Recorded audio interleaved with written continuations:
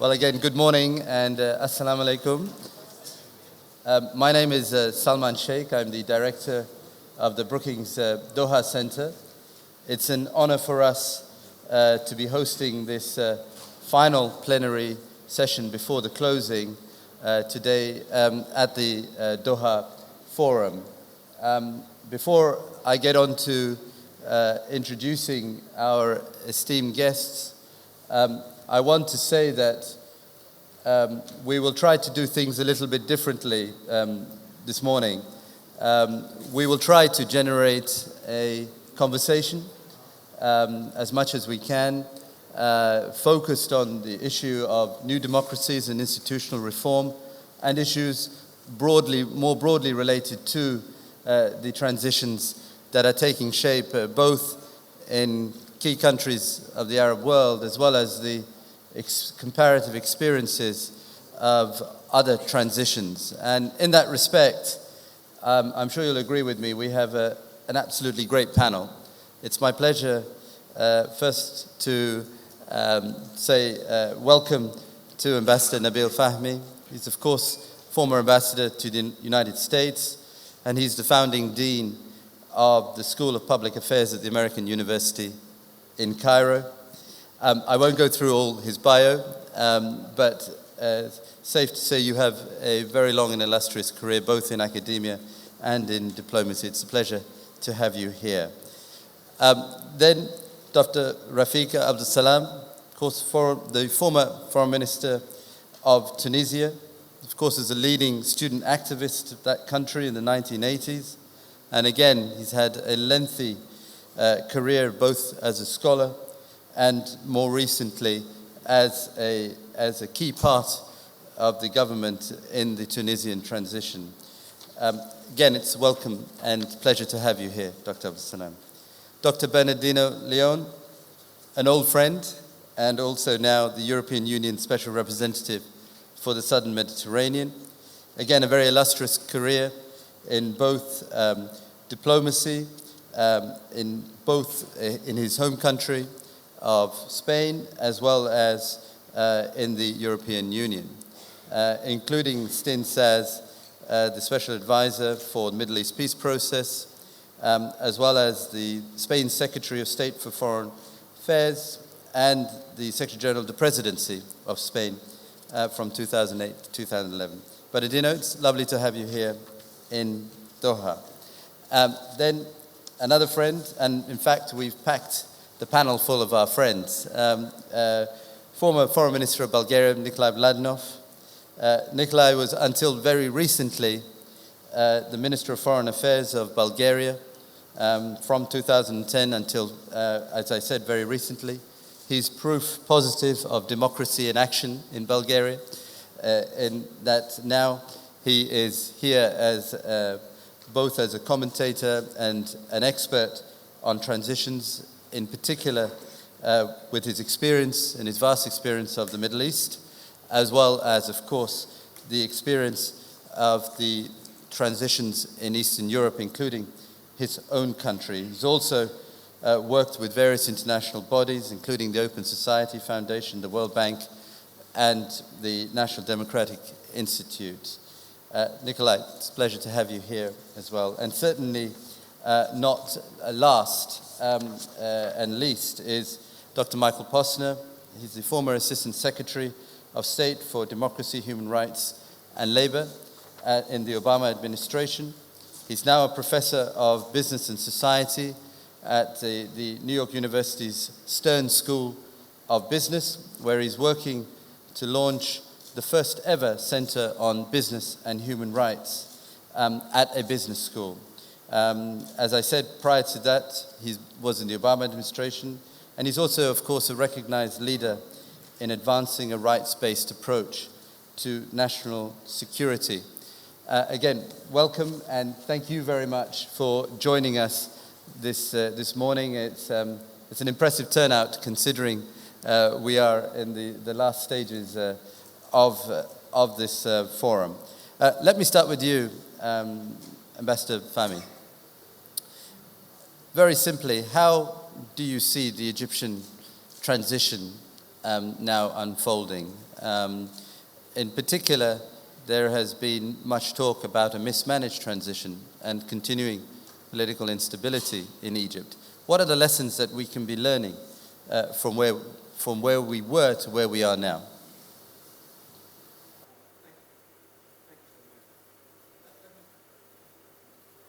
There we are. Again, thank you. And I want to start by thanking Qatar for the hospitality that we've been receiving since our arrival here. It's been very generous of them. On the question that you've asked, even though it's very early in the morning, I'm going to be extremely candid and blunt. From where we were in January 2011, I think it's impossible to deny that almost everybody is frustrated and disappointed. Those who are in power don't feel comfortable and accepted. Those who are not in power don't feel that the result and where we are is reflective of the revolution and so on and so forth. But let me try to take a step deeper into that. First of all, what's happening in Egypt and what's happening throughout the Arab world is a societal transition, not simply an institutional transition, and frankly, not simply a transition among the people. In other words, people actually spoke and acted by creating these revolutions. The process of reform of institutions has started, but societies still haven't come around together. The real challenge presently is trying to define, in the case of Egypt, but also the Arab world, what is the Egyptian political identity in the 21st century, which is different from what it was the last century, which is different what it was 1,000 years ago, and so on and so forth. So who are we? We obviously want to be more pluralistic rather than more centralized or more authoritarian and so on and so forth. The way to do that would have been to have a societal debate, a societal discussion before getting engaged in partisan politics. And therefore the mistake that we all did was not dealing with the Constitution first and allowing elections to go forward quickly, and therefore the different political points of view legitimately arguing that we want to exercise power commensurate with the proportionate amount of public support we have. When what you need to do in a transition is not divide the people, but bring them together around this new identity. You needed to define the Constitution, which included all walks of life, all points of view, minority or majority. And then, on that basis, you then pursue the political process within those parameters. But when you went into the political process first, and then you tried to put together a constitution, logically speaking, the political forces will pull you apart rather than push you forward. That has led to, I think, a delay in the process of transition in Egypt. I think it will cause it to go much longer. The situation is much more polarized than what it should be 2 years after, or more than 2 years after the revolution. I am still optimistic long term, but I have to say I'm quite disturbed in the short term. Thank you very much. Dr. Abdessalam, in many ways you've taken in Tunisia the advice that Ambassador Fahmy just gave in terms of having a societal debate and focusing on the constitution. And yet Tunisia is facing big challenges itself, not least in the area of security. How is the transition going in Tunisia? Thank you, Salman, for providing us this opportunity to speak about the political transformation in Tunisia. And this is also related to the other parts of the Arab world, mainly what is called Arab Spring. And I think there are equipments. I'll speak in Arabic. I'll express myself in Arabic. طبعا أنت حدثتني عن أو سألتني عن طبيعة التحولات التي تجري في تونس وربما في بلدان أخرى من العالم العربي. يبدو لي الأوضاع العربية شديدة الترابط. هناك اختلافات في الدرجة تقريبا. كثير من المظاهر التي تجري في مصر تجري في تونس وتجري في أقطار عربية أخرى، خاصة تلك التي تمر بتحولات سياسية. وأتفق مع الأستاذ نبيل فهمي أن المسألة لا تتعلق بتحول سياسي على مستوى السلطة، تتعلق أيضا بتحول مجتمعي كبير، وهذه أوضاع ما بعد الثورة. طبيعي جدا تونس تعيش مرحلة تحول أو مخاض تحول كبير، وكل التحولات السياسية الكبرى تكون مصحوبة بتعقيدات وصعوبات سياسية واقتصادية واجتماعية ونفسية. لكن نحن على كل حال اخترنا في تونس ربما الخيار الصعب، ولكن أتصور هنا أفضل لتونس، وربما لهذا النموذج يصلح بأقدار معينة لبقية بلدان العالم العربي التي تمر بتحولات سياسية. اخترنا الخيار التوافقي التشاركي، خيار قائم على الشراكة السياسية بين قوى سياسية مختلفة، أو ما اصطلحنا على تسميته بقوى إسلامية معتدلة تعمل بطريقة مشتركة مع ما يمكن تسميته أيضا بقوى علمانية معتدلة. تحملنا أعباء ومسؤولية الحكم في مرحلة ما بعد الثورة، لا تخلو من تعقيدات وصعوبات كبيرة بصورة مشتركة، لأنه ليس بمقدور أي قوة سياسية بمفردها أن تتحمل مسؤولية وأعباء الحكم. لكن إحدى المشكلات الكبرى التي نواجهها هي انتظارات الناس.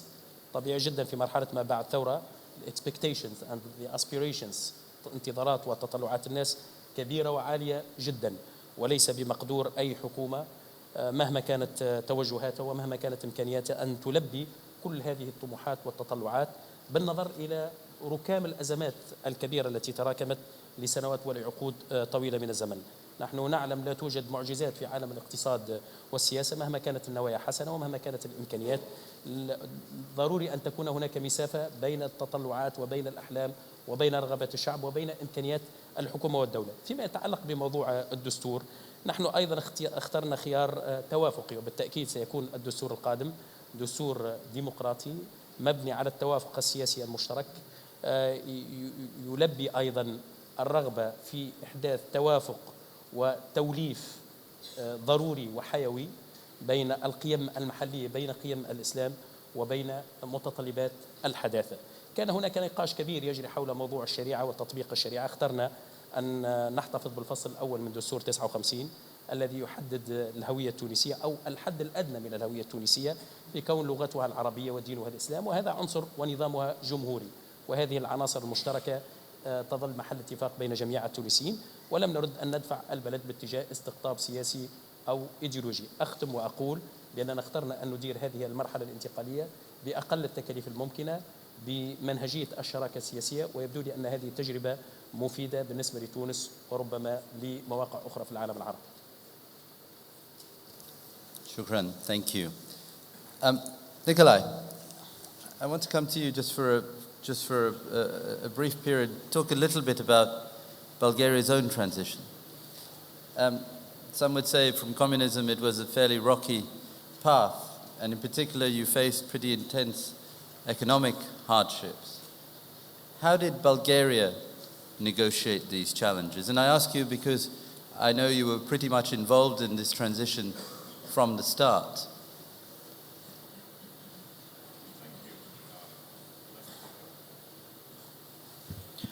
Thank you for that question, because I think it's rather important for us to consider the transition in Central and Eastern Europe.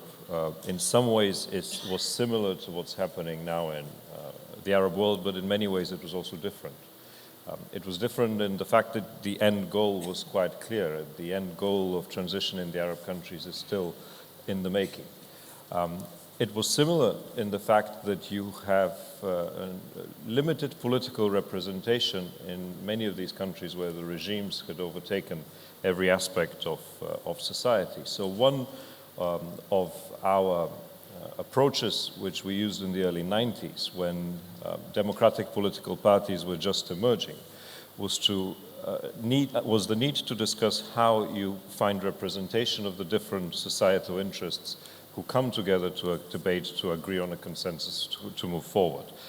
In our case, as was the case in Poland and a couple of other countries in Central and Eastern Europe, this was the concept of the round tables, where different parts of society came to express their views with representatives of the regime, not the most senior representatives of the outgoing regime, to figure out an agreement on on the transition period in its beginning. Of course, many of these agreements that are reached under the pressure of time in the early days of transition do not stand the test of time. And one of my most important concerns in the constitutional debate that is now raging across the Arab world in Tunisia, in Egypt, and other countries as well, is that at the beginning of transition, when one decides on what is the constitution that one wants to adopt in their country, it's usually designed in a way to protect the society from the mistakes of the past, from the previous regime. But it cannot begin to imagine what will be the challenges of the future. And we need to be very careful in this debate not to include such provisions that might become hindrances to societies in the future. In our case, that actually happened. In the beginning of transition, there was a strong push to make as much separation of powers as possible with the new democratic constitution emerging, which years later has proven to be rather difficult to manage, particularly on the side of the judiciary, and has affected the stability of the judicial system. So we have had to revisit that consensus years later, as well as the consensus on economic policy, which initially emerged in Central and Eastern Europe. I think, again, one of the differences with the Arab world now is that we see a much stronger focus on social equality and a social market economy, as we call it in Europe, in the Arab world than we had in Central and Eastern Europe in the early 90s, where it was more about dismantling the state, managed economy, and replacing it with a market-oriented one. So there are all of these very small differences, both big and small differences, but I think what is vital is to actually look at the lessons that one can learn from Central and Eastern Europe, so that our friends in Egypt and Tunisia and elsewhere can avoid the mistakes that we've made. I think that is perhaps the most important conceptual contribution that we can make to supporting this process which is now emerging in North Africa and the Middle East. It will take its own turn. It will take a longer time perhaps to move forward, but it is very important to look at these mistakes right in the beginning and make sure that they're not repeated. Thank you very much. Bernardino, now you've burned a lot of air miles shuttling between Brussels and Tunis and Cairo and Libya, Tripoli. You also have the experience of Spain's own transition from Franco. I'm sure you would not want to lay down the holy grail of transitions, but you are Europe's man for transitions. What are the 2 or 3 key points that you would stress, sort of surveying the area and being a practitioner very much involved with regards to the transitions that are taking place in places like Tunis and Cairo? Well, good morning. Thanks very much for this invitation. Salman, it's a great opportunity. We are focusing on 5, 6 sectors. Number one, the administration. And our advice to these countries is to try to use the experience of most of the high officials in the administrations, which were not politically oriented, were people working with the previous regimes, but working for the state. Number two, and there is a weak line between these two worlds, but the second one is the politicians of previous regimes. And this is something where if we can use the Spanish example, Spain didn't have a law to forbid politicians involved in the Franco regime to participate in political life. And actually, the leader of the Spanish opposition for many years was a former minister with Franco, Manuel Fraga. So it's better to leave these decisions to the people. Of course, this is a difficult decision. Every country is different and every system is different. But here, our advice is that an institutional approach, a legal approach, should be applied. If there is people involved in crimes, economic or in tortures, these people should be prosecuted and judged. But the rest of people should be allowed to participate in political life. This is what we did, and of course I insist every country has to take its own decision. The third area, which is extremely important, is the economy. It's vital. The regimes used instruments like, first of all, budgets. You need transparent budgets in this new stage to convince the international economic actors and the investors that things are changing. So these new budgets have to be transparent, and it is not easy. Many countries in the region are not used to transparent budgets. But the same thing about taxes, same thing about subsidies. These were instruments, very weak fiscal pressure on their societies, and a lot of subsidies were also instruments used by the previous regimes. And this has to change very quickly. We need deep and fast reforms in these areas. Number 4, very important, is security sector reform. And here, again, some experiences in Europe might be useful. I would say number 5, the judiciary. Because the judiciary is asking in some of these countries, and now I'm thinking on Egypt, to be respected. And that's fine. It should be respected. It's a very important power in a society. But in a transition, there are obligations for all sides. And also the judiciary has to understand that it is not only in a transition about applying the law. There are many laws which you cannot change every law in a month or in a couple of months. So in a transition, you have to apply the general principles, not only the specific laws. And the general principles in a transition change dramatically. So this is something that should be understood by everyone. It's very important. And finally, if I can add a final point, there are things we can do together. And we are offering particular assistance to countries like Tunisia or Egypt or Libya in specific areas. For instance, trade.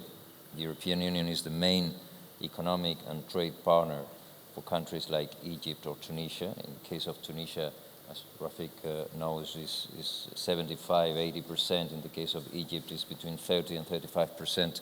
So in negotiating new trade agreements, this is something where we are assisting directly, working together in issues like asset recovery, which are so important in these transitions. So there are areas where in this new administration approach we can work together. Great, thank you. Michael, there's been, of course, much debate, many column inches, many articles written about what does Washington want? What is Washington doing? And, of course, much criticism about maybe Washington is being too reactive to what's going on. Or maybe it's not showing a visionary role. Or maybe it's doing the right thing by letting the region and the regional players and the people themselves shape their own transitions. Simply, I guess, to get you going, is there a forward-looking vision for the region from Washington, which is developing as a result of the transformations, or is Washington still interested in stability and some of the sort of the cornerstones of policy, U.S. policy in the Middle East? Well, first of all, thank you for having me here. I should say at the outset that I speak very much in a personal capacity here, not on behalf of the government for which I worked. I would say there is not a single Washington view, first of all. There were many lively discussions within our government that divided between what I would call the old school realists, who are very preoccupied with security, counterterrorism and the like, short-term view. And there are others of us, and I won't say where I fit in this, that thought that these are really societies in transition, not because of anything we're doing, but because of what people within the society are demanding. These are young societies, and young people, increasingly frustrated by their lack of opportunity, are demanding dignity. And what that means is really two things. They want economic opportunity and a job, and they want a stake in the political future of their country. And to the extent they're not getting that, they're expressing their frustration by, in some cases, taking to the streets, or at least expressing dissatisfaction with current governments. I think in the long term, it's in the interest of not only Washington, but of the region, that there be ways found to do three things. One is to establish a constitutional order in each of these countries, again, derived from what people in the society want. I was in Egypt in December watching a very flawed constitutional process, both the process and the product very flawed. And not a constitution is a cultural document that brings societies together. If there isn't the kind of consultation that Nikolai described or that happened in Tunisia, it won't work. Secondly, that there be independent enforcement agents, courts, and other institutions of government that have the credibility and respect of people in the society. And third, that there be space for people to dissent and disagree, to take to the internet, to organize advocacy NGOs on behalf of women or children or in the environment or whatever. Those are the key ingredients that I think allow transitions to take place in whatever part of the world. Thank you very much. I want to drill a little bit more now into the process of transition, especially as relates to institutional reform and really the move from the old state to the new state, maybe from the old regime to the new state. And let me come to you first, Dr. Abdessalam. Like others in Tunisia's opposition movements, you were subjected to state repression. Who should be held accountable for the past regime's repressions? And more specifically, you have, or can you, what do you do with other old members of the regime? And should we be working alongside them? Because that's the reality. This is a little bit, complicated question, but I'll reply in Arabic. طبعا مثل ما ذكرت قضية التمايز أو مطلب التمايز عن النظام القديم مسألة حيوية وأساسية في كل المشاريع الثورية وفي كل الثورات، لأن الثورة بطبيعتها تعني تفكيك بنية النظام القديم وتأسيس النظام الجديد. طبعا أنتم تعلمون في الثورات الحديثة بدءا من الثورة الفرنسية إلى الثورة البلشفية إلى الثورة الصينية إلى ثورات أوروبا الشرقية، كان هنالك رغبة كبيرة في تجدير القطيعة مع النظام القديم، طبعا مع تفاوت في حجم هذه القطيعة. في الثورة الفرنسية أنتم تعرفون ما يسمى بالجاكوبا عقيبة الثورة الفرنسية اللي سون كيلوت، يعني الذين أسسوا مرحلة ما يسمى بسنوات الرعب لزاني دو لا تيرور في فرنسا. كانت الفكرة الأساسية قائمة على التميز أو القطيعة مع النظام الملكي والإقطاعي القديم. الحمد لله في تونس وبقية الثورات العربية الأمر ينطبق أيضا على الثورة المصرية وبقية الثورات العربية بدرجات متفاوتة. طبعا كانت ثورات سلمية، الحالة في ليبيا وإلى حد ما في سوريا تختلف، يعني كانت مصحوبة باستخدام السلاح، لكن على كل حال أتصور أن هذه الخصوصية أن الثورة كانت سلمية وهادئة جعل من المسار محكوم بآليات سلمية، تجنب استخدام الخيارات العنيفة، ولكن هذا لا ينفي وجود رغبة وإرادة قوية في التمايز عن النظام القديم. Who should be held accountable؟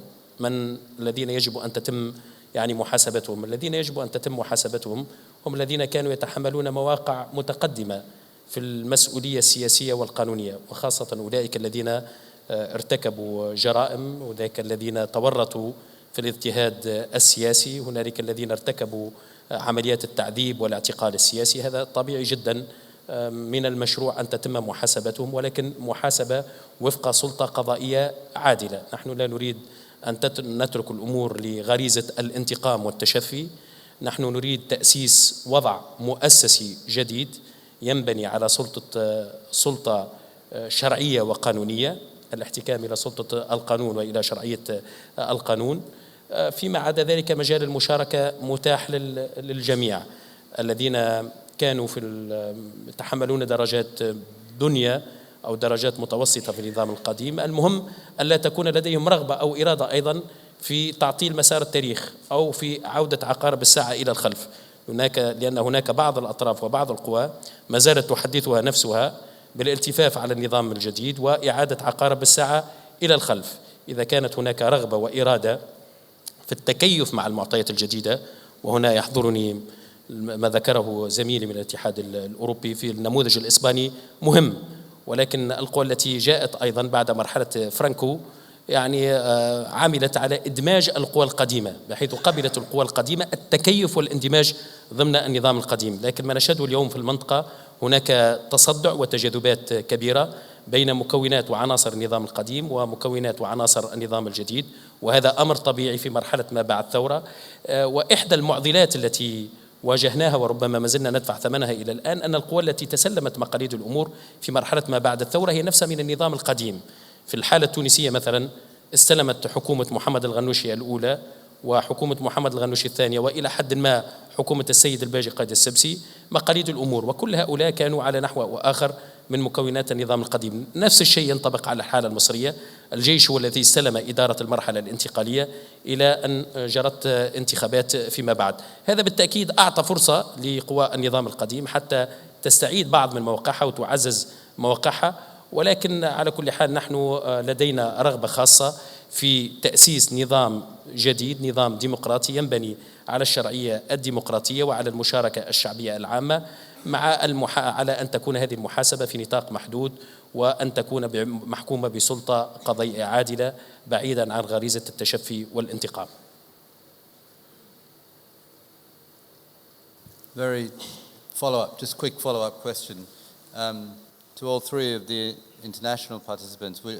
Just very briefly, what should be the international position on this with regards to the issue of either continuity or in terms of righting some of the abuses of the past? And maybe we can start with you, Michael. This is a subject over many years that I've seen play out very differently in different societies. I think it's very hard for people on the outside to dictate either the timing or the way in which these things played out. I was involved in Argentina, for example, in the southern cone of Latin America in the early 1980s. And there was a demand, there has to be justice now. They set up a truth commission. It's taken 25 years for there to be prosecutions, a very different model in South Africa. So to me, the key thing in this stage is that there has to be a going forward that's based on democratic principles. If that includes some measure of looking at the past, so be it, but that's decided internally.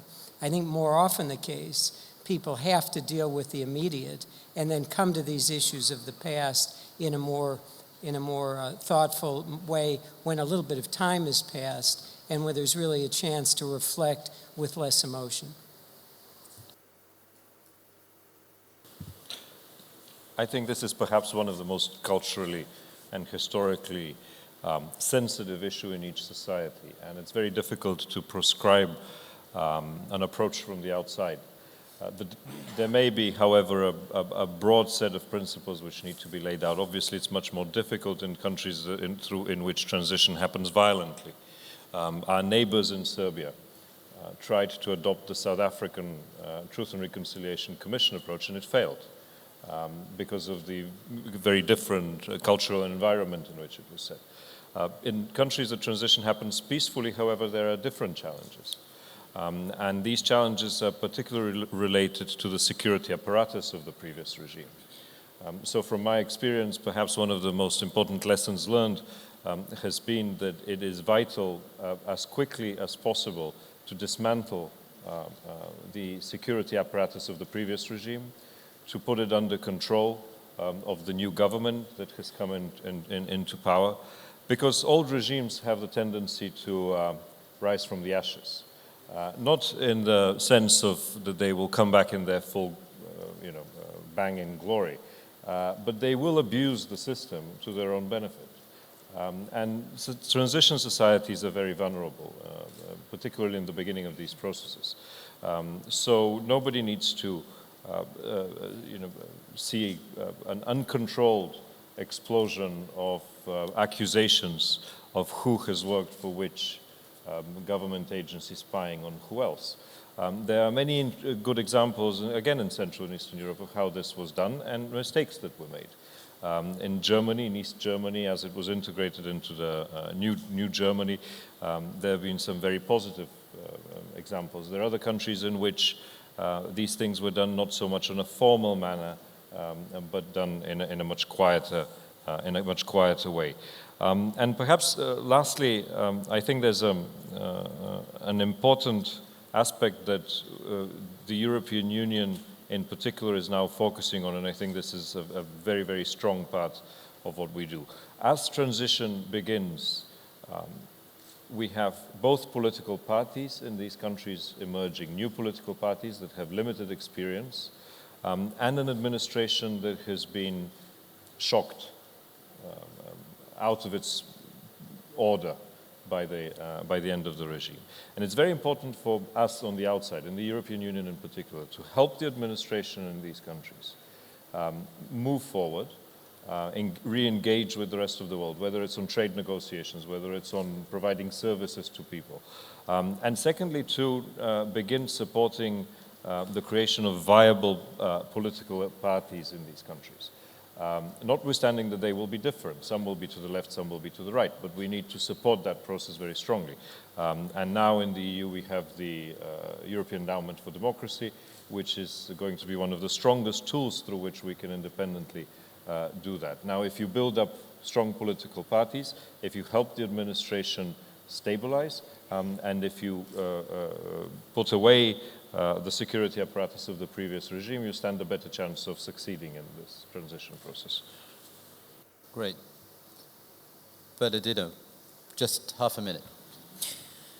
Well, I think it's very important to first of all, to listen to what the societies in these countries want. This is the key element. And when you ask how the international community address this, my first answer is with respect. Respect to these countries and respect to their societies. Well, what we have seen in countries like Tunisia or in countries like Egypt is a massive vote for parties, not only for ideological reasons, not only because these parties have good electoral machineries, but also because these parties, the FJP in Egypt and Nahda in Tunisia, represent the toughest opposition to previous regimes. So the message from the society is clear: change. And this is something that should be understood by everyone. But there is a second message. In Egypt, after this great support to the FJP in the legislative elections, in the presidential, a former prime minister of the previous regime had a lot of support from the Egyptian society. If you have a look to the polls in Tunisia, you will see that Beji Caid Essebsi, who played an important role with Bourguiba's administration, not so important with Ben Ali, but anyway, and has a lot of support from I don't know if it is as much as these polls suggest or not, but in any case, significant. So there is a second message from the societies of these countries. We want change, but at the same time, we would like to respect previous regimes. And there is a third element here. This message is also addressed to people from previous regimes and from the administrations. So it is not only that they should be respected by the new system and by the new parties, they should also respect the new situation. So previous regime officials should cooperate with the new system, and also the administrations, because sometimes we are saying, yes, you have to respect the high officials, they can play a role, an important role. They should also cooperate, because sometimes, in some cases, and we saw that in Spain, and we've seen that in other European countries in transition, and unfortunately we see it in some cases today in countries in the region, not all high officials are embracing with enthusiasm the new situation. Thank you. That takes me beautifully on to what I wanted to ask Dr. Fahmy in particular. I want to turn the line of questioning on its head, actually. There is a lot of pressure for institutional reform and criticism that, you know, certain institutions, let's say in Egypt, are not reforming as fast. But I want to ask you the question, in this discussion, trying to get the balance between a clean break and continuity. We have in Egypt new political actors. We have a new government which is showing its inexperience, and some would say is making mistakes. What should be the pace of institutional reform, particularly in some of the key areas of government, whether it's related to the security side or whether it's related to, let's say, the vital economic ministries? Well, I think to answer that, I'm going to build on everything that was said by my colleagues on the panel. Each case is unique. It's a process. And in essence, when you've had revolutions, you want change. At the same time, the expectations are after revolution that things will get better. That applies to politics. It also applies to the quality of life generally, or to the economics.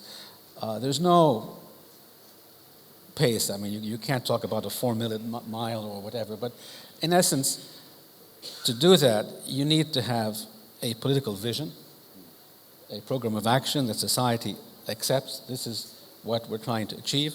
You need to deal with the issues of institutional reform seriously and transparently, as was just said. And the people need to see that the institutions that were abusive or inefficient in the past are being reformed. At the same time, people want to actually, on a day-to-day basis, and I'm not here talking about the elite, but everybody, including the elite, they want to actually feel that they are now more secure and that there is an economic dividend and so on and so forth. So without the three elements together, you cannot buy time if you don't have a vision that people accept. You cannot have a credible process if people don't see changes in the institutions. And frankly, nobody will give you time to implement a medium and long-term program if they don't see an immediate dividend. So the point I'd like to make is that any government in transition has to focus primarily on societal consensus. That's what buys you time. And it has to provide a vision. Transitions actually are not when you finish electing the first parliament or the first government. It's when you have the second parliament, the second president, and the governments after that, when you've made that shift where you've handed over power peacefully, and where most of all, and this is my point about society in the past, having a democratic system essentially means that those who win and gain power respect those who lose. And those who lose accept that those who won have won. It's not that you've won and therefore you're in power. You still have to respect the minority. And the minority, the political minority, has to work with the majority. Now, in a transition, that can't happen overnight. So it has to happen with a vision. It has to happen with concrete steps on institutions. And it has to happen with, okay, are we dealing with poverty? Are we dealing with job creation in the short term? And I just want to go back to a point that all of my colleagues talked about. The uniqueness of how you deal with the past in the Arab world now is most of the parties in Egypt in particular, maybe also the case in Tunis, were not, before the revolutions, were not ideological parties. They were parties of self-interest. The National Democratic Party in Egypt, for example, was created by Sadat. The day he announced that, every single member of his previous party, the Misr Party, every single member except for 4 had shifted from the Misr Party to the National Democratic Party before 12 o'clock noon. So these were people who had joined this party out of self-interest, worked with the system because it was the majority party. Consequently, if you tried to ignore the fact after revolution that everybody in the party or everybody who was in government was not part of the past, that of course wouldn't be a revolution. But if you decide to dismantle everything and burn everything that had anything to do with the past, you've actually dismantled and burned everything that was the core structure of the country. So I would go to Minister Abdessalam's point that, in essence, because these are not ideological parties, in essence, what you need to do is hold those accountable who were corrupt, hold those accountable who were abusive, and needless to say, those who were very prominent in the political system, it's challenging whether they're going to fit in the next one or not. But again, I don't think one can look and say, this is going to happen over a fortnight or we do institutional reform up to this degree. You need to have the vision. It has to be accepted by society. You need to get some actions done, and people want to have a better standard of living all at the same time. Thank you. I think what you say is very important if you were to at least attempt to avoid polarization and the politicization of these processes. So I think that's a point very well taken. I want to throw the sort of floor open in a few minutes, but I'll ask and I know we'll get plenty of hands, but I want to ask just a couple more questions before we get to that. First of all, what about the role of the Gulf countries and the role of the Gulf countries, the role of the GCC? We've talked a little bit about Europe, we've talked about the United States in supporting these transitions. Some would say that this is the moment when other regional states, particularly the Gulf countries, with their resources, with their networks and their relationships and partnerships, can play a great role in assisting stable transitions when it comes to Egypt, Tunisia, Libya, Yemen, elsewhere. And yet there will be a criticism that, in fact, they haven't done enough, or they may well have contributed to the polarization which can take shape. I'll start with you, Dr. Abdessalam, in terms of your thoughts on this.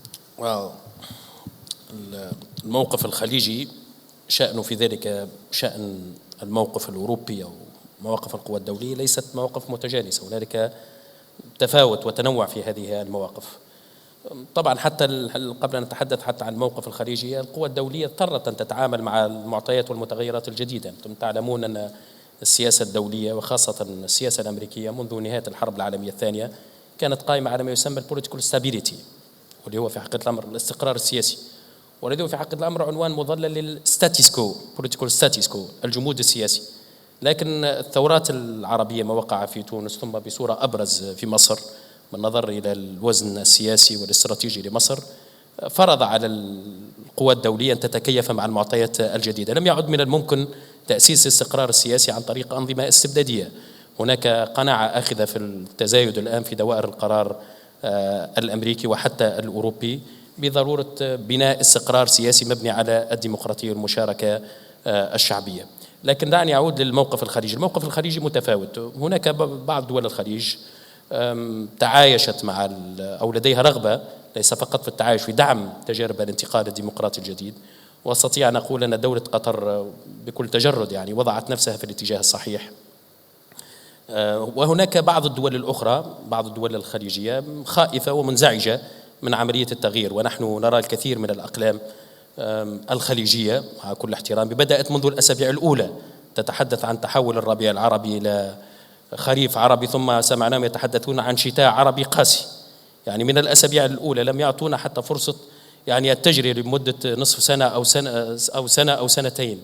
يعني يبدو لي المواقف الخليجية متفاوتة، ولكن أستطيع أن أقول لا مهرب من عملية التغيير. المنطقة تعيش مناخ تحول كبير، يمكن أن يتم كبح عملية التغيير هذا لبعض من الوقت، وليس بالضرورة التغيير الذي وقع في تونس وفي مصر سيجري في كل مناطق العالم العربي بنفس الصورة، ولكن عملية الإصلاح وفق أجندات مختلفة، سواء تعلق الأمر بإصلاح بطريقة ثورية أو بإصلاح بطريقة هادية. هناك بعض من الدول العربية فهمت مسار التاريخ ومتطلبات العصر، أقدمت على عملية تغيير وإصلاح سياسي من الداخل، كما هو الأمر بالنسبة للمغرب الأقصى. ولكن نستطيع أن نقول في الجملة أن المواقف الخليجية متفاوتة. هناك بعض الدول خائفة ومنزعجة من عملية التغيير، وبالتالي لديها صورة قاتمة وسوداوية عما يجري في تونس أو في مصر. لا شك أن هناك صعوبات، لا أستطيع أن أقول أن الأوضاع في هذه البلدان مثالية، وإن لم تكن هناك صعوبات فمعنى ذلك لا توجد ثورة، لأن طبيعة الثورات أن تكون مصحوبة بهذه الصعوبات، أن تكون مصحوبة بمشكلات اقتصادية وقلق اجتماعي وأمني. هذا أتصور أمر طبيعي، ولكن هذه ضريبة لابد من أن يتم دفعها. الشعوب الحية واليقظة والديناميكية هي التي تدفع ضريبة التغيير، وبالتالي ما يجري في تونس وفي مصر وفي بلدان الربيع العربي هي ديناميكية الحياة والتطور، وهذه ضريبة في مسار التغيير لابد من يتم دفعها، ولا توجد بدائل أخرى أمام المنطقة، لا توجد بدائل غير الإصلاح السياسي الحقيقي الذي يستجيب لتطلعات وطموحات شعوب المنطقة. Michael first. Yeah, there have been three models of transition or change in this region. One represented on the panel are countries like Egypt or Tunisia, where there's been a change of leadership. A second, tragically, is the case of Syria, where you have a minority government that has sought to fight its way to stay in power. The result, close to 80,000 people have been killed, more than 1.5 million people displaced. That's a disastrous model. There's a third model here in the Gulf, which is interesting, we haven't mentioned, and that's Bahrain. And I've been very disappointed by the GCC countries for not recognizing that in the aftermath of the Pearl Roundabout events, the government of Bahrain introduced a notion of reform through the Commission of Inquiry looking at what had happened. It undertook some of the reforms, but not the hardest ones. And interestingly, the opposition there was not calling for regime change. They were seeking merely to have a stake of power and to create a more democratic, more open society. They're still trying to do that. The government of Bahrain has had one and another dialogues where they've stood above that and said, this is not about us. We're the royal family. We're not part of the negotiation. The Gulf states really ought to be looking at Bahrain and what's happening there as a model of a more orderly transition that doesn't lead to overthrow, but is really what King Hamad has called constitutional monarchy.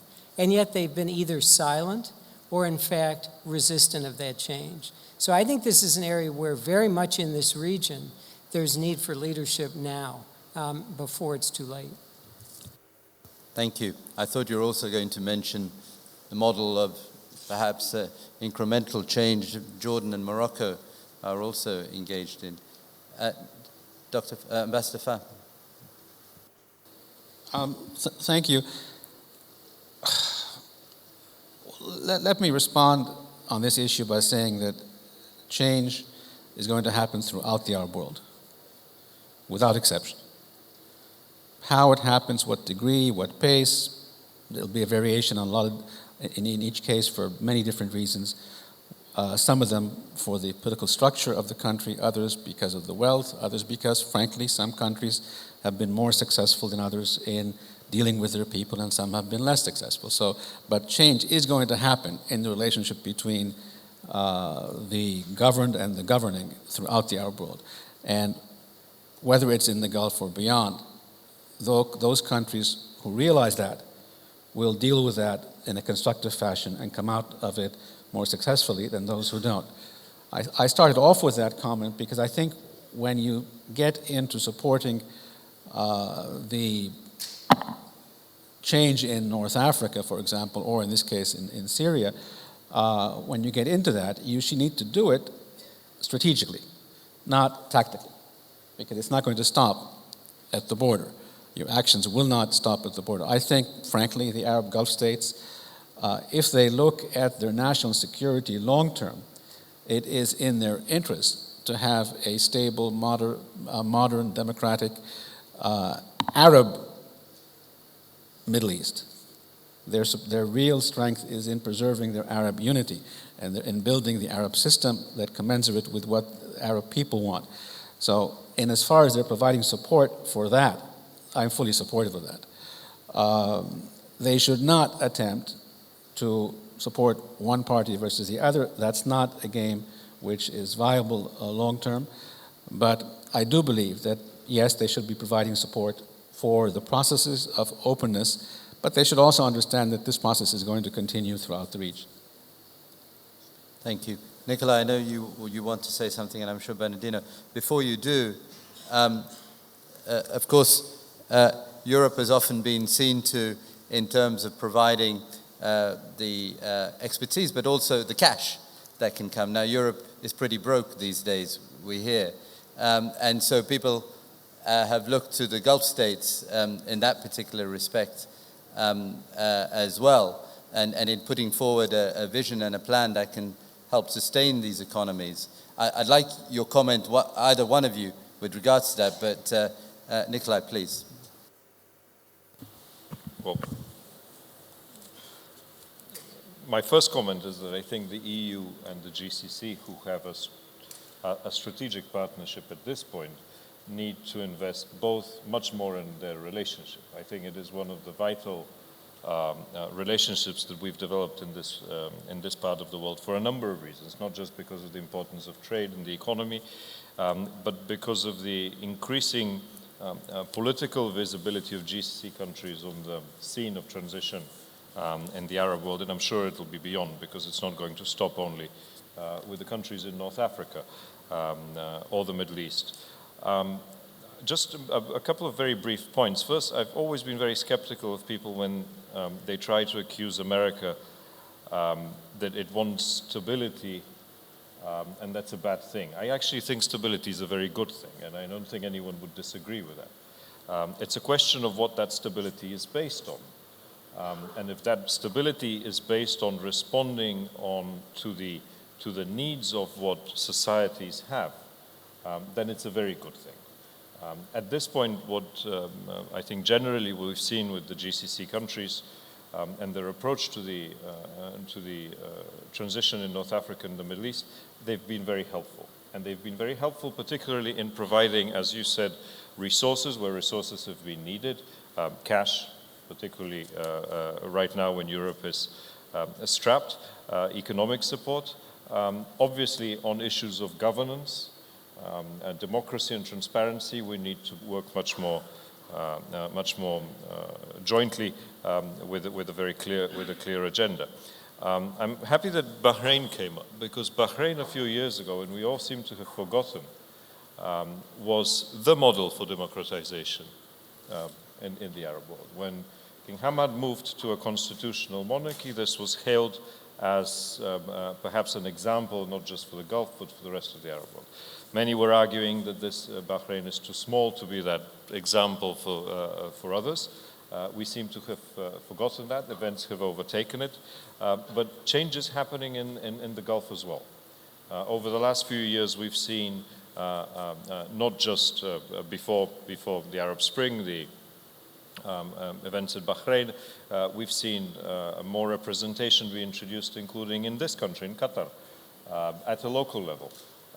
some more involvement of women, gradual more visibility of issues related to human rights or freedom of expression. It comes at a very slow pace. In some countries, in other countries it comes quicker. But it is a part of this whole process of Arab awakening.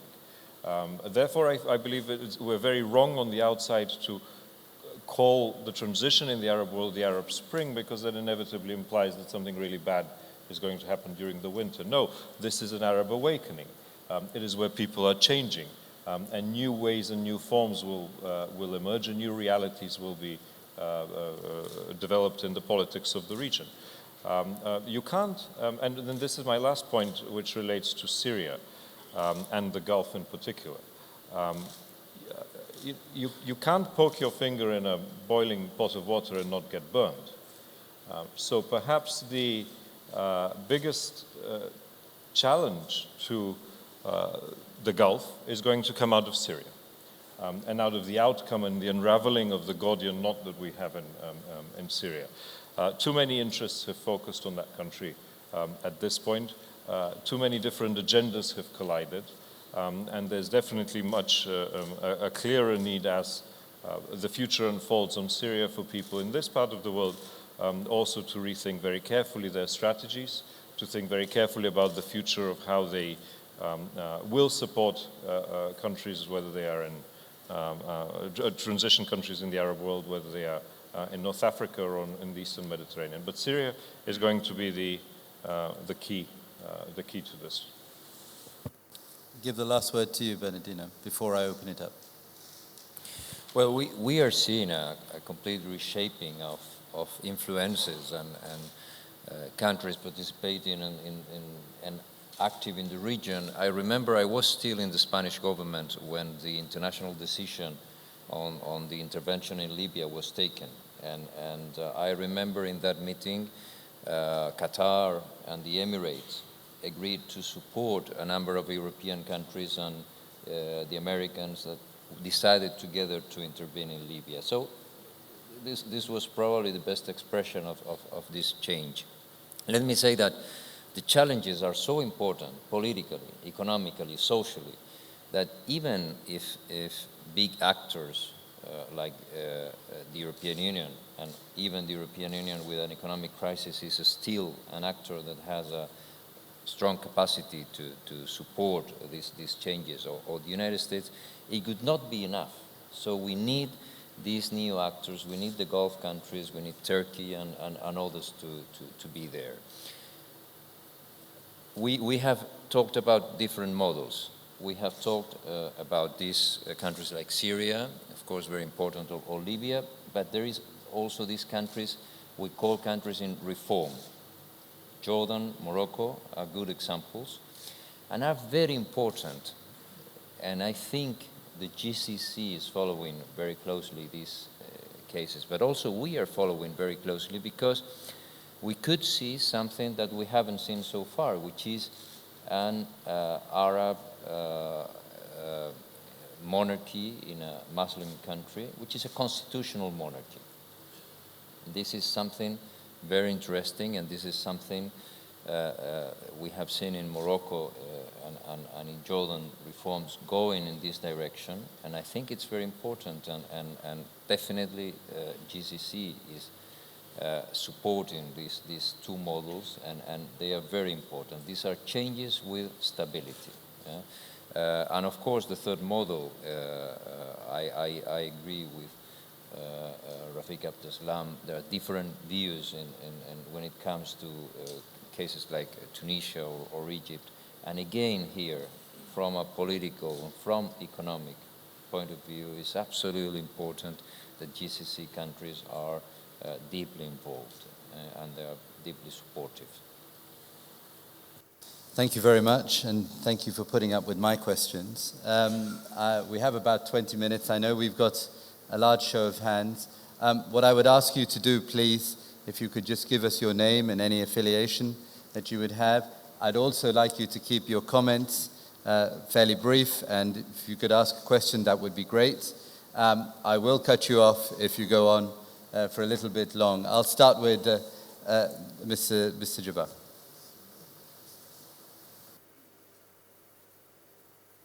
We get a microphone, please.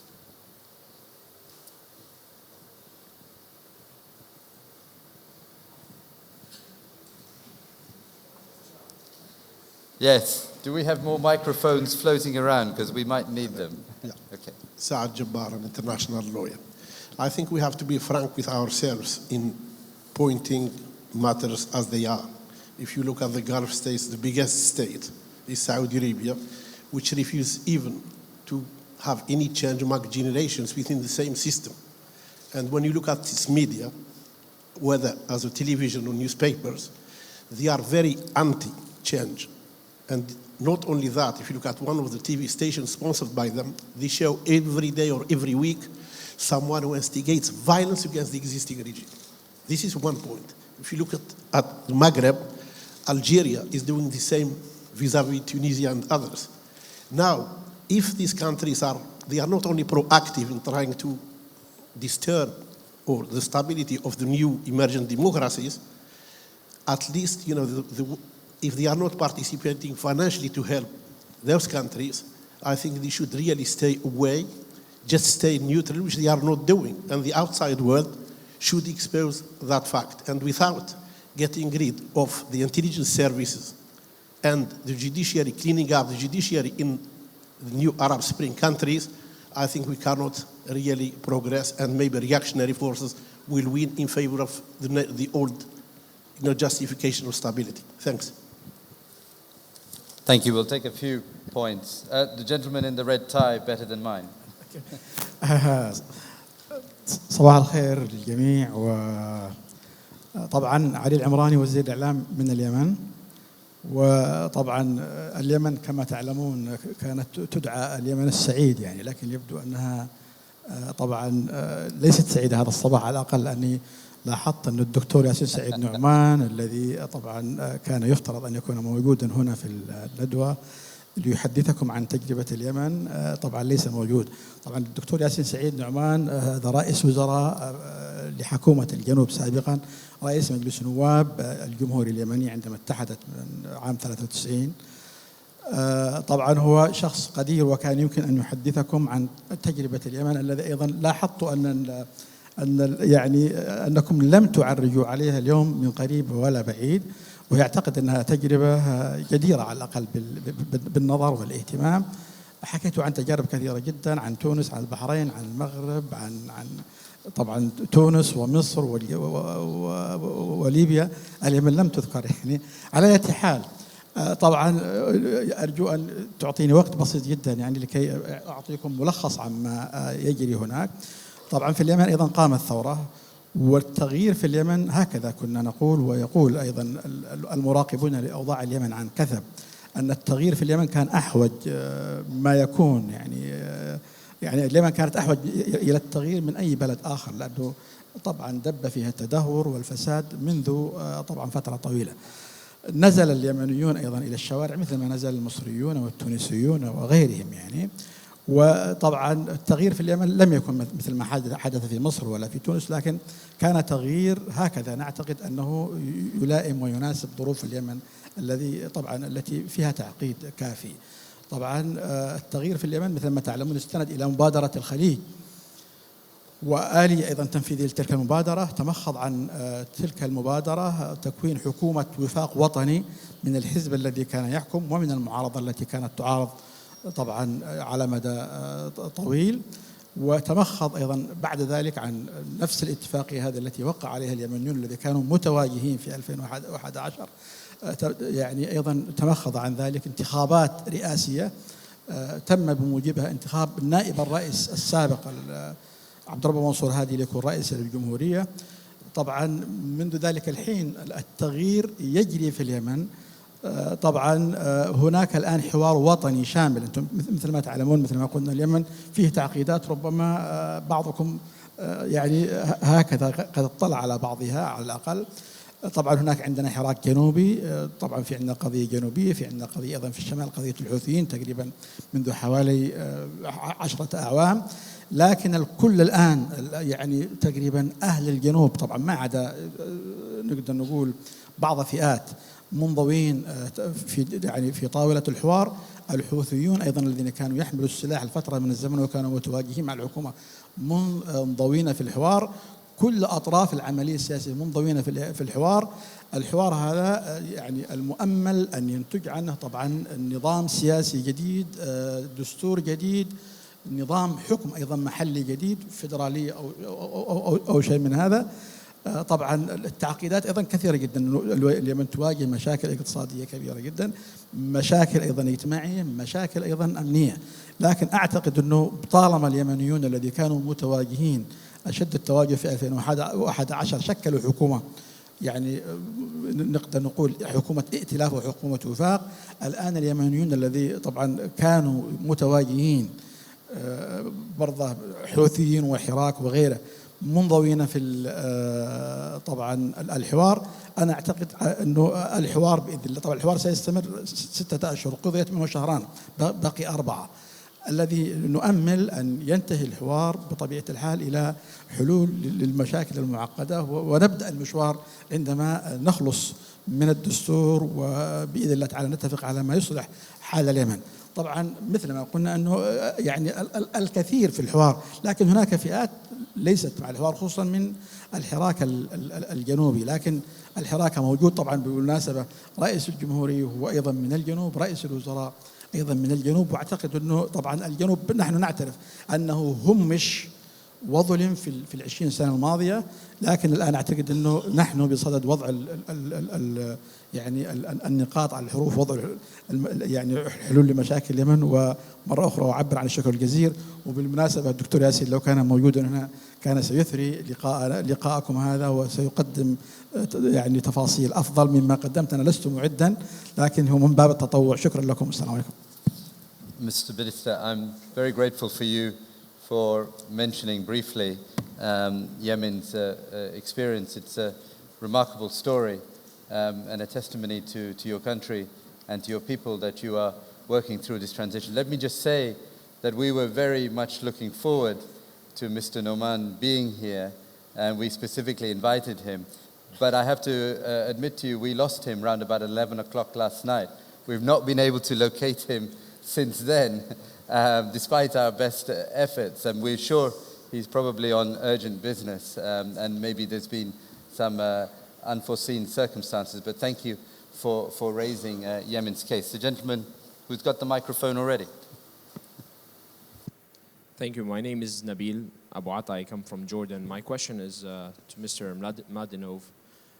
You presented a very interesting discourse where you talked about where the Syrian conflict will reflect on the practices of government in the GCC particularly. Can you please elaborate in 1 or 2 scenarios on however that conflict will go, and in which countries that the result would reflect in which ways, if you have that? Thank you. شكرا جزيلا. بيبول مهدي من قناة الجزيرة. أوجه أولا سؤالا للسيد برناردينو. لماذا الآن نلاحظ بأن الأحزاب الإسلامية في العالم العربي باتت مقبولة من قبل المجتمع الدولي، أقصد من قبل الأمريكيين والأوروبيين؟ هل لأنها أصبحت الآن تتوفر على شرعية ثورية وهي لم تكن متوفرة قبل نحو 23 عاما عندما اعترضت هذه المجموعة الدولية على ما كان يجري في الجزائر؟ الانتخابات وحدها لا تكفي، لكن عندما تكون معها شرعية ثورية يكون ذلك كافيا، أم أن هناك تطورا في الفكر السياسي الدولي؟ سؤال آخر ينبني على هذا وجهه لسيد رفيق عبد السلام. هل يعود هذا فقط إلى هل كان هناك كيل بمكيالين من قبل المجتمع الدولي، أم أن العالم آنذاك كان يواجه تصفية لإرث أو يجني ثمار يعني الحرب الباردة بين المعسكرين، وبالتالي لم يكن الغرب مهتما، لم يكن العالم العربي يشكل أولوية بالنسبة للغرب بقدر ما يهمه أن يستوعب أوروبا الشرقية والتحولات التي كانت جارية آنذاك؟ شكرا. نعم، بسم الله الرحمن الرحيم. بشير مصيطفة وزير الاستشراف والإحصاء في الحكومة الجزائرية. أريد أن أتدخل في منظور المستقبل. يلاحظ أن تطور النظام الاقتصادي في الدول العربية التي تمر الآن بمرحلة انتقال، النظام الاقتصادي يسير ببطء شديد بالمقارنة بالتطور في الساحتين السياسية والأمنية. صحيح أن الديمقراطية هي متطلب ومن مطالب الشعبية، ولكن هناك مطالب ملحة أخرى ومهمة وربما كانت دافع إلى الحراك العربي، وهي مؤشرات الدخل، توزيع خيرات البلاد، الحماية الاجتماعية، تأمين الاقتصادي للمستقبل، العدالة في توزيع الخيرات، مؤشرات التنمية البشرية، الولوج إلى العمل، الولوج إلى السكن، التعليم الجيد إلى آخره من العوامل الاقتصادية.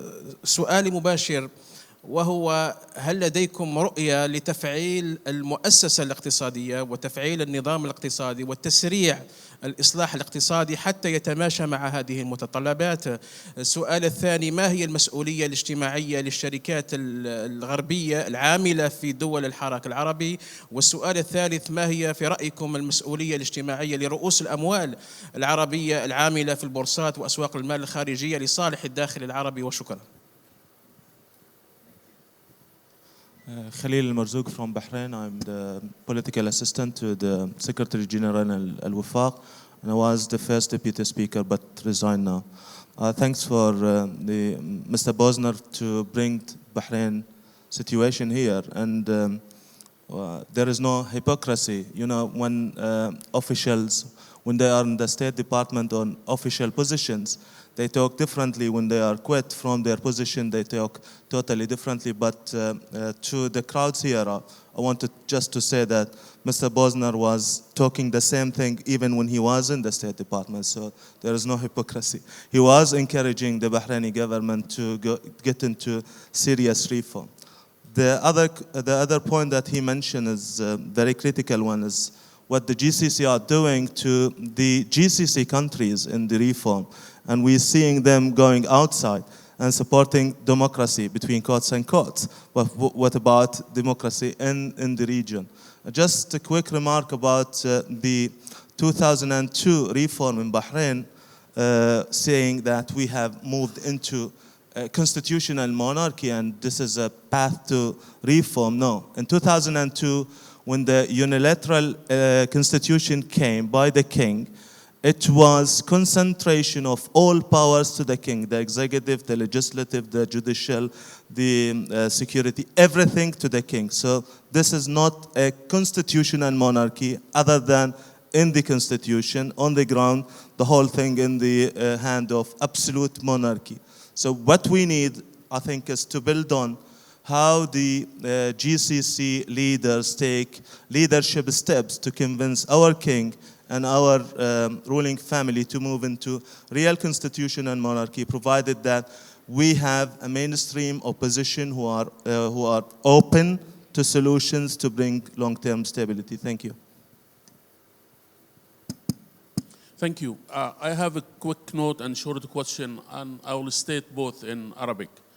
أعتقد أن الملاحظة التي قالها مدير الجلسة فيما يتعلق بتجربة الأردن وتجربة المغرب جديرة بالاهتمام، وقد يكون من المفيد إذا كان هناك وقت أن يعرج عليها المتحدثون. سؤالي، إذا كان جزء كبير من أسباب التغيرات السياسية التي حدثت في المنطقة العربية خلال السنتين الماضيتين يعود إلى الأسباب اقتصادية واجتماعية، السؤال هو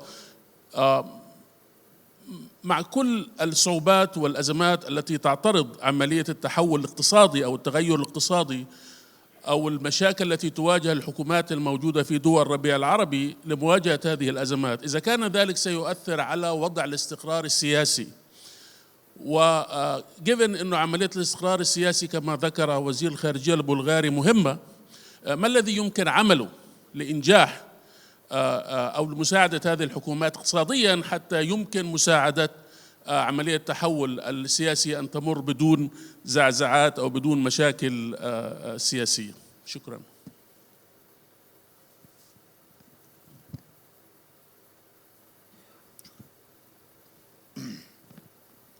محمد هنيد علاقات دولية جامعة السوربون إنالكو. لدي ملاحظة واحدة، سؤالين.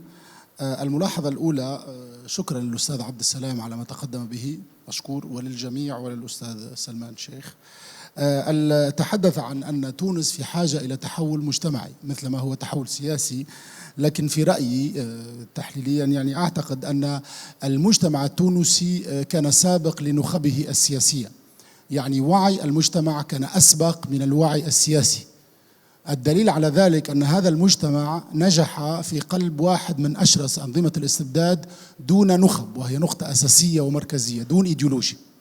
هذا يعني أساسي جدا في فهم الثورات العربية. يعني وما هو مطلوب اليوم هو أن تتكيف هذه النخب مع هذه المجتمعات، مع هذه المجتمعات. النقطة الثانية هي أن المحاسبة طرح في الندوة التحليلية، أن المحاسبة كيف يمكن للمحاسبة أن تتم مع الحفاظ على المؤسسات.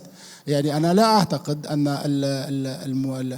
الإصلاح، عملية الإصلاح يمكن لها أن تتم مع المحافظة على بقايا النظام القديم. مثلا المثال في تونس أنه في غياب محاسبة حقيقية لخلايا الدولة العميقة والفساد تعود اليوم بشكل يمنع تقريبا اليوم عملية الانتقال الديمقراطي ويدفع الدولة نحو الشلل. النقطة الأخيرة وهو سؤال للسفير الأمريكي، الأستاذ الأمريكي، يعني نحن السيد بوسنر يعني أكاديميا like professor, what we need today, I think that that the American administration gives us a definite definition of terrorism. And what we need today, as we see that the term terrorism is back in the Arabic Spring, that we need that you give us a final definition of terrorism so that we can distinguish between who is resisting, defending his nation, and who is a terrorist. Thank you very much.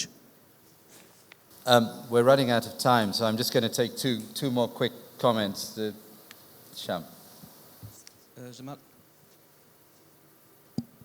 جمال عبد الله، باحث في مركز الجزيرة للدراسات. لن تكون مداخلة، سؤال مباشر للدكتور رفيق عبد السلام.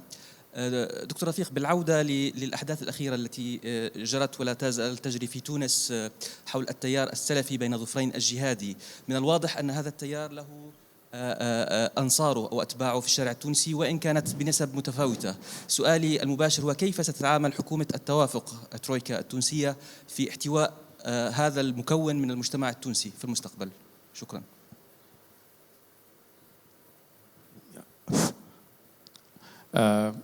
My name is Dr. Saad Talib. I'm the Minister of Industry and Trade of Yemen. First, I must thank my colleague in government to have explained exactly the process that has been going on in Yemen. And I'll quickly go straight to probably one or two questions. First, before the question, we must agree that the previous regimes that have ruled many of the Arab countries were very strong state captors. They had captured the state in every aspect. One of the major aspects that they have really taken advantage of is the economy and set up some pretty damaging contracts for themselves or the family or the cousins or the nephews or the in-laws. Especially in the case of Yemen, where the previous regime still exists in the government. How do we deal with these very damaging contracts? And I thank my friend here who just also recognized that some of these deals, some of these contracts, the other parties are international companies. I think this is a huge dilemma that adds to the dilemma because it's crippling. In a case of state capture, these contracts, I know Egypt has dealt with one of the contracts like the gas sale or something. We have the same thing. We have a terrible gas sale contract. Now, please don't tell me to wait for them to expire because these contracts do not expire. Please help us with that. Thank you very much. Breaking my own rule because to my great shame, I don't think I've invited a lady to speak. So please. Thank you. I was just about to tweet something about discrimination against women. Okay, my name is Nadia Sheikh. I'm from Saudi Arabia. I'd like to just mention something that we started this forum by talking about peace, stability, and development in the region. And now we are, Ambassador Fahmy was saying something similar about not being able to going into economic growth or the things that needed for the development in the Arab Spring countries. During the transition period, it's difficult. I would just like to Ambassador Fahmy, if he can translate the first session that we heard from different speakers from the Western world into the current situation in Egypt. Thank you so much. Thank you. I will have to apologize because we are already running over our time, and I want to give final statements. So, and I think the gentleman will note the tremendous interest that there has been in terms of asking questions and making comments on this, which I think is testimony to them. But the final word to the minister there, please. شكرا جزيلا.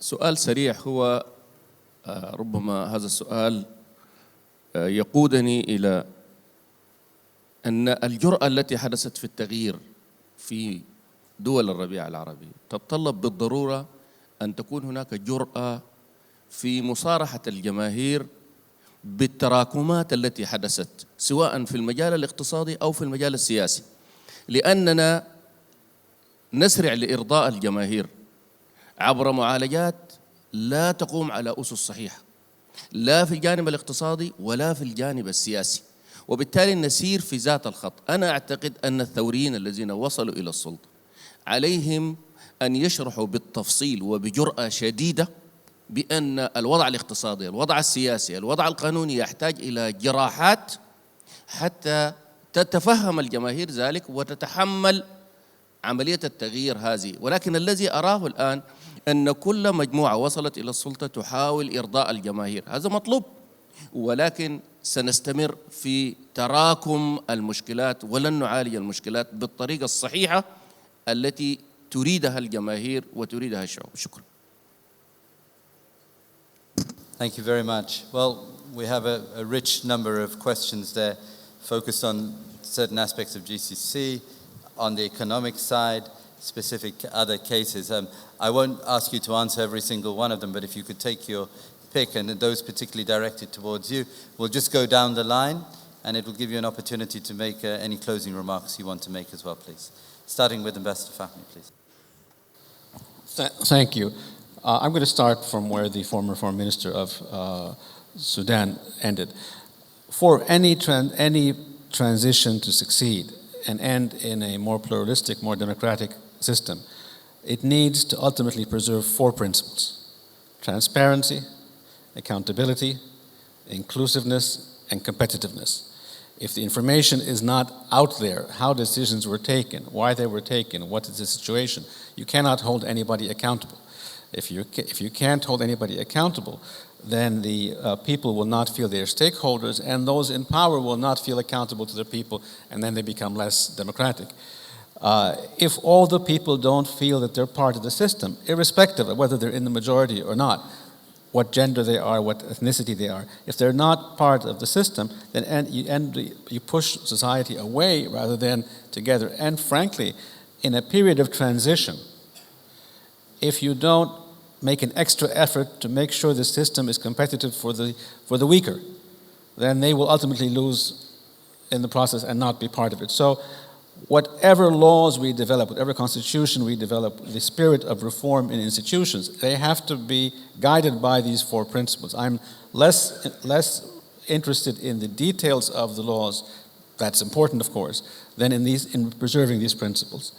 And so I go back to the minister. I think that's really where the issue of transparency is fundamentally important. On the issue of economic versus politics, actually most of the Arab awakenings occurred for political reasons more than economic reasons. They are exacerbated by economic problems, and they will not reach conclusion if you ignore the economic problems. That's definitely correct. And that's why I said you need to have a political vision of where you're going that's consistent with the awakening.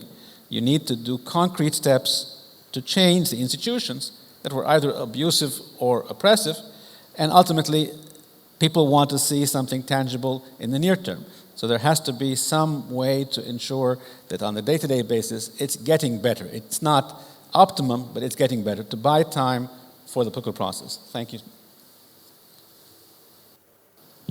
There are a lot of questions. I try to be very brief. I fully agree with what has already mentioned by Mr. Saad Jabbar. The necessity of institutional reform and mainly the reform of the judiciary system is very crucial in this great process of political transformation. There is no guarantee that we could protect the process of democratization and political transformation unless we have a professional and independent judiciary system. And this is what reflects and explains the huge polarization related to the process of reform within the judiciary system between the components of the old regime and the new regime. And this has also affected the functioning of the state and the whole society. أنا أوافق مع الأخ فيما يتعلق بضرورة التعريج ولو على سبيل الاختصار النموذج اليمني. فعلا التجربة اليمنية تجربة طريفة وهي جديرة بالتوقف وبالدراسة. وأهم ما يشد الانتباه في التجربة اليمنية في مجتمع مسلح تقريب حمل السلاح يعتبر بديهي من مكونات الحياة الاجتماعية والسياسية اليمنية، ومع ذلك اليمنيون يعني التزموا بحكمة كبيرة، وهذا ما يثبت مقولة الحكمة اليمنية. لم يقتربوا من السلاح، أطاحوا بنظام علي عبد الله صالح بطرق سلمية، وإن كانت المعركة والثورة توقفت في منتصف الطريق. شأن في ذلك شأن بقية الثورات العربية. الثورة التونسية توقفت في منتصف الطريق، وكذلك الأمر بالنسبة للثورة التونسية، لأن القوى الجديدة لم تستلم مقاليد الأمور. الذين أداروا المرحلة الانتقالية والمرحلة الجديدة في مرحلة ما بعد الثورة هم في الغالب مكونات وعناصر من النظام القديم. ولكن تقديري الشخصي أيضا الثورات هي مسار، لا يمكن أن نقرأ الثورة التونسية من خلال يوم 14 جانفية ونتوقف عند 14 جانفية 2011، أو الثورة المصرية من خلال 25 يناير 2011. ما زلنا نعيش ديناميكية الثورة بكل صعوباتها وتعقيداتها. الثورة التونسية والثورة المصرية وبقية ثورات الربيع العربي شأنها في ذلك شأن بقية الثورات هي مسار متعرج ومركب من النجاح ومن الفشل ومن التقدم ومن التأخر. ولكن كما يقال وكما يقول الفيلسوف الألماني هيجل، يعني the spirit of history، كل مرحلة لها روح ولها وجهة معينة. الوجهة التي تحكم المنطقة والروح التي تحكم المنطقة العربية اليوم هي قائمة على مطلب التغيير والديمقراطية والمشاركة السياسية، ولا مهرب من هذه الاستحقاقات السياسية في مختلف بلدان العالم العربي. أخونا وصديقنا عبد الهادي طرح سؤال يتعلق بالسياسة الدولية إزاء التغيير في العالم العربي. يعني السياسة الدولية خلال حقبة الحرب الباردة كانت منشغلة بالأساس الولايات المتحدة الأمريكية وأوروبا، أي الأطراف الدولية الفاعلة، بإدارة الصراع ضد المنظومة الشيوعية السابقة وتفكيك المنظومة الشيوعية السابقة. وفعلا كانت هناك أولوية كبيرة تعطى لمسار الإصلاح والديمقراطية خاصة في دول أوروبا الشرقية. السياسة الدولية في العالم العربي كانت قائمة على ما يسمى بالاستثناء الديمقراطي العربي، أن العالم العربي ليس لديه مطلب للديمقراطية، وربما لا تصلح الشعوب العربية للديمقراطية. وأنتم تعلمون أن كانت هناك قراءة استشراقية قديمة، ولكنها ظلت سائدة ومؤثرة في دوائر البحث الثينك تانكس وحتى في دوائر القرار السياسي، أن الثقافة السياسية العربية لا تنسجم مع القيم الديمقراطية. ولكن ما بينته التجربة التونسية وكذلك المصرية أن الشعوب العربية ليست أقل استحقاق وليست أقل طلب على قيم الديمقراطية والمشاركة السياسية من بقية شعوب العالم. وبالتالي التفسيرات الثقافوية the essentialist explanation لغياب الديمقراطية هي تفسيرات واهية وغير مبررة. المجتمع التونسي هل كان أكثر متقدما من النخبة؟ إلى حد ما هذا صحيح، والدليل على ذلك أن الذين أنجزوا الثورة هي القوة التحتية والعميقة للمجتمع. الثورة التونسية وشأن في ذلك الثورة المصرية لم تكن ثورة إيديولوجيا أو ثورة حزب، معين، وإن كانت كثير من الأطراف السياسية ساهمت في هذه الثورة، ولكن بالأساس كانت ثورات عفوية شارك فيها قوى اجتماعية عميقة من الشباب ومن النسوة ومن النقابات وكذلك من بعض الأحزاب السياسية، ولكنها لم تكن ثورة على النمط التقليدي تقودها قوة طلائعية حزبية معينة.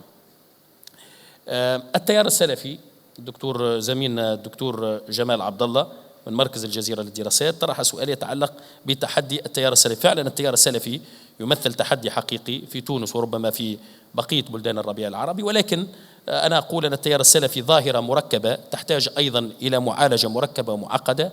مكونات التيار السلفي السلمية التي لا تقترب من استخدام العنف أو فرض رؤية معينة على المجتمع، رغم أننا أنا شخصيا أختلف معها بنسبة 100% في قضايا كثيرة، خاصة فيما يتعلق بقراءتها لنصوص الدين وللمجتمع، ولكن من حقها أن تشارك في الحياة العامة، خاصة ونحن نعيش مناخ تحول سياسي كبير. حق التنظم السياسي والثقافي والاجتماعي متاح للجميع، ولكن التيارات العنيفة، التيارات التي لا تتردد في استخدام العنف واستخدام السلاح وتجميعه، ليس هناك من حل ومن أسلوب إلا مواجهتها بقوة الدولة، لأن الدولة بطبيعتها تعني الاحتكار، ما يسمى احتكار الاستخدام المشروع للعنف.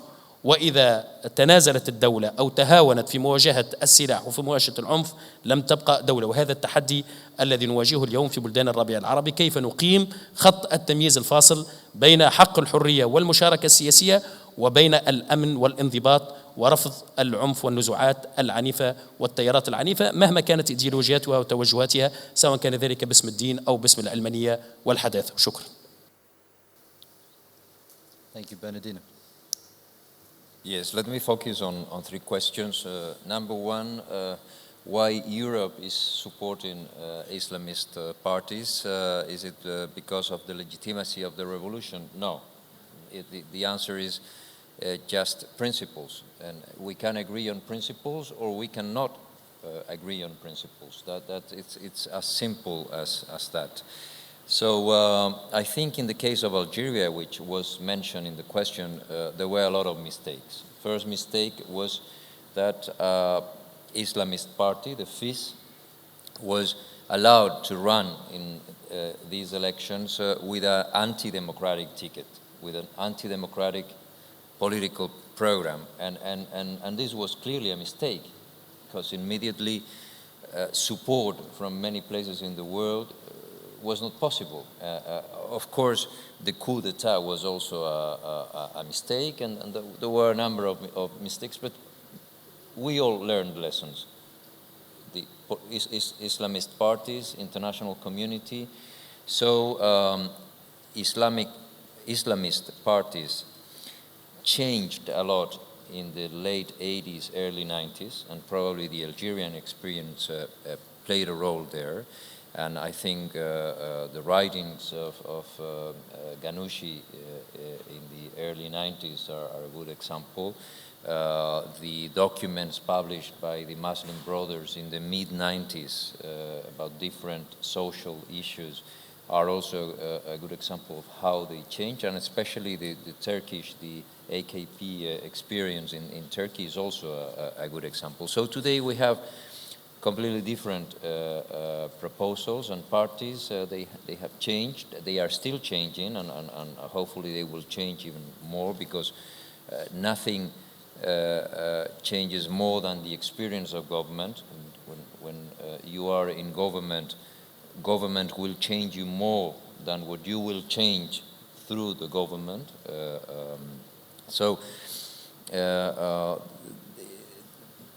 Today, I can say that principles, and we have seen the Egyptian constitution, we are following very closely the Neo-Tunisian constitution, but I think it's going to be a good constitution. So on the basis of these principles, we can agree.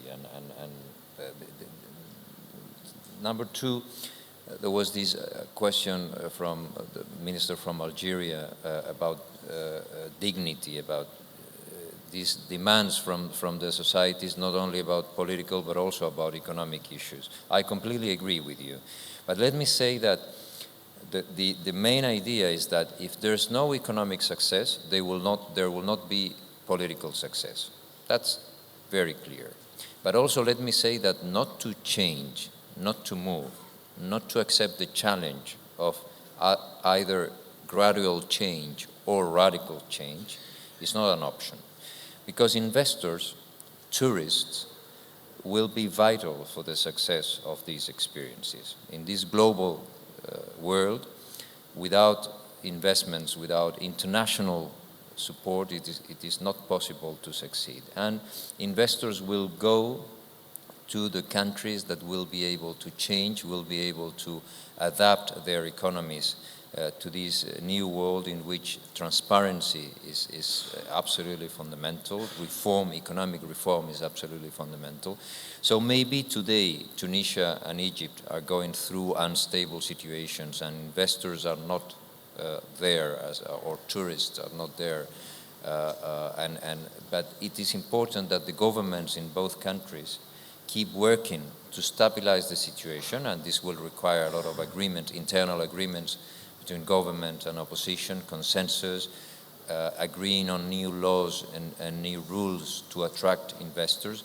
But at the end of the day, if these countries continue to do the right thing and to stabilize the situation, they will attract more investors than other countries in the region. This is probably the reality, and this is probably what is going to happen. So it's important to accept the challenge, to change, I insist, gradually or radically. That's a decision that every society has to take. Finally, I will not answer the questions about Yemen or Bahrain. I will leave the time for my colleagues in the panel. But let me say that for the European Union, beyond the different cases we have mentioned, of course, Yemen and Bahrain are extremely important cases. Thank you. I have the organizers throwing their hands up, so I beg your pardon, Nikolai and Michael, but if you could make your last comments very brief, please. Very briefly, Salman, I will answer the question on Syria. The reason I believe it will affect the Gulf is twofold. Firstly, the conflict in Syria has already been framed as a geopolitical conflict. And for the first time in a long time, the Gulf has taken a side. It is no longer just the people versus the president of Syria. It is Assad, Iran, and the proxies, Hezbollah, who have moved on from being the resistance to the occupation in Lebanon to being the resistance to the Syrian people now, against the Syrian people, the international community, Europe, the Gulf. So this will have its effect on it definitely. Secondly, because it is a conflict that can move beyond the borders of Syria rather quickly, not just to Lebanon, but more importantly, more dangerously, not more importantly, but more dangerously to Iraq. And by that, it can quickly affect the countries here in the Gulf. Therefore, I think the Gulf has a strong interest to see a quick resolution to the situation in Syria that removes President Assad from power, but puts in place a national project for Syria that involves the Sunni, the Alawites, the Christians, etc., brings them together in a new form of coexistence and balance which has been disrupted in that country since the onset of the Assad family to power. And closing remarks quickly, we need to always, when we think about the future, go back to why all of this started. It was because of the corruption, the lack of economic opportunity, the demand for representation, but most of all the demand for dignity among the Arab people. Not Shia dignity or Sunni dignity, but Arab dignity. And this is what I think will point us to the exit for the future, perhaps, that as transition moves forward on issues of corruption, on issues of economic opportunity, on issues of representation and dignity, there will be a different balance in each of these countries. New balances will be struck. But what is most important, that soon, as we look forward, we begin to identify the emergence of more of an integration rather than a disintegration project. And there's some good examples that Egypt, Libya, Tunisia are working on. The European Union in itself is the success story of integration. So why not make the Arab world the new success story of integration over the course of the next decades? Michael. 3 points in 3 minutes, real quickly. I was asked about definition of terrorism. The fact is there are now something on the order of 16 UN conventions on terrorism, all derivative of a comprehensive convention on terrorism which has never been passed because states of the world can't agree on Article 1, which is the definition. That's a mistake. It ought to be corrected. I'm also very aware that the idea of a global war against terrorism by the previous U.S. administration was a mistake. And I think coming out of Afghanistan in 2014, there's an opportunity to look at the closing of Guantanamo, drones, a range of issues which were part of that mistaken policy. Second issue, echoing some of my colleagues on the relationship between political reform and economic reform, they're inextricably linked. If you don't have a rule of law, if you don't have accountability and transparency, if you don't have an open society that's open to innovation, that gives women an opportunity to participate, there's no question now, the data is clear, where women have equal opportunity economically, societies succeed economically. And on the flip side, going back to Bahrain, when you look at the demands politically, they're also rooted in economics. Economic opportunity and jobs, health care, equal opportunity to education. So the two are linked. Last point on the role of business. I've started a center on business and human rights at NYU because it's clear to me that we can't just look at the role of states. Of the 100 biggest economies in the world, 50 of them are not countries, they're companies. Exxon, the economy of Exxon, its annual revenues are equal to the gross domestic product of Norway or Poland. It's the 25th biggest economy in the world. So for us to talk about human rights and this range of issue without looking at the role of companies, I think is a mistake and omission. Thank you. Thank you very much. As you can hear, the music has already started playing. I'm very grateful for you all for staying because the closing session will start in about 6-7 minutes, so you are forfeiting your coffee perhaps, but I'm very, very grateful also, of course, to our panelists, Ambassador Fahmy, Dr. Abdessalam, Bernardino Leon, Nikolai Mladenov, and of course, Michael Posner. Very, very grateful. It's been a very interesting and fascinating discussion, and of course, you have made that happen. Let me just say, with regards to the closing session, it does start in 5 minutes. It will include also a launch of a book on conflict resolution by Professor Peter Coleman of Columbia University. We'll see you back in here very soon. Thank you very much.